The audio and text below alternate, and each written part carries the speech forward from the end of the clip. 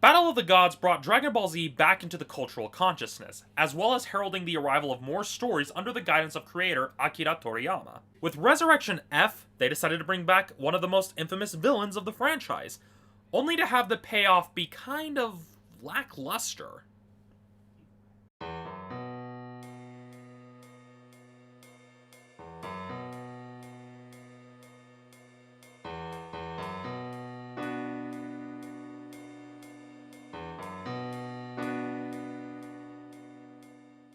It's no secret that I'm a huge fan of the Dragon Ball franchise. As such, I was as excited to see this film as I was with Battle of the Gods. However, I suffered more of a letdown with this film than I did with Battle of the Gods.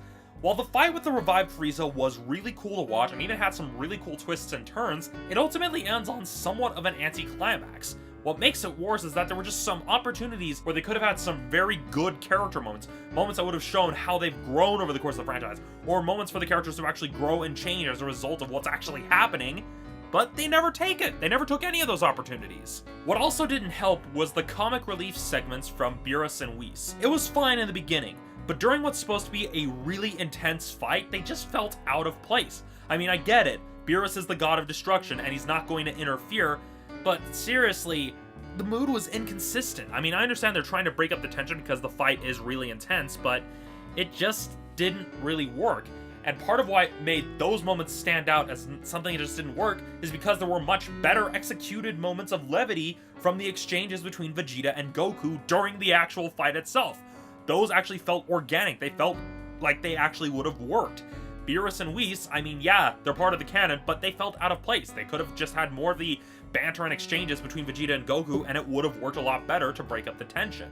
Similarly enough, the new form that Goku takes was a bit of a letdown as well. I mean, at least with Super Saiyan God, there was some build-up, some mystery, but here, it's just basically revealed right out of the blue. Speaking of build-up, that's the same issue I have with the revival of Frieza. There was no real gravitas, no dramatic reveal. It was the equivalent of watching someone put a Hot Pocket in the microwave and wait for it to cook in real time.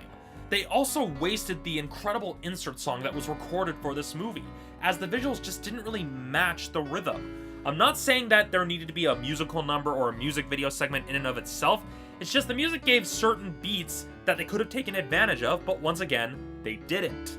That's not to say there weren't some good moments. It was nice to see characters that had more or less been sidelined in this series getting another moment to actually show off their skills and prowess, especially in the case of Master Roshi, Tien Shinhan, and even Krillin. That said, while the animation looked good for the most part, there are some moments where it's painfully obvious that they're using computer animated models to fill in the gaps. Not in the sense that, oh, we're just using models and then rotoscoping over them, but rather that they use cel-shaded models for animation that they didn't think people would notice, despite the fact that this was being shown on the big screen. It was almost like I was watching a rendered movie from the Raging Blast or Ultimate Tenkaichi games, and not in a good way, but more in the case of, okay, it's obvious that you're cutting a lot of corners, because it's obvious that these 3D models only look good from one angle.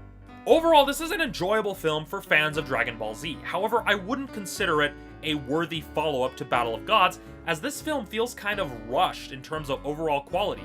Like they were having to cut a lot of corners in order to get this out ahead of the debut of Dragon Ball Super. I mean, that's more or less what this film was basically saying, hey, we're doing a new series! Watch this movie, it takes place right before it! It really just felt like an advertisement for Dragon Ball Super. That's the best way to put it.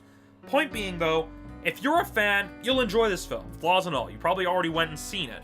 However, it's just not as good as it could have been, in my opinion. All of that said, Dragon Ball Z Resurrection F gets a 3.5 out of 5.